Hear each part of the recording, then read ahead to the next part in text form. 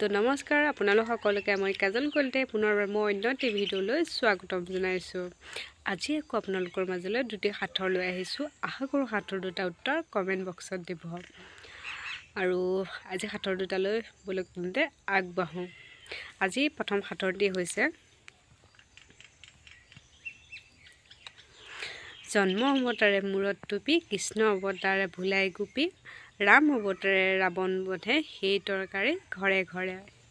আকৌ কৈছোঁ, জন্ম অৱতাৰে মূৰত টুপি, কৃষ্ণ অৱতাৰে ভুলাই গোপী, ৰাম অৱতাৰে ৰাৱণ বধে সেই তৰকাৰী ঘৰে ঘৰে।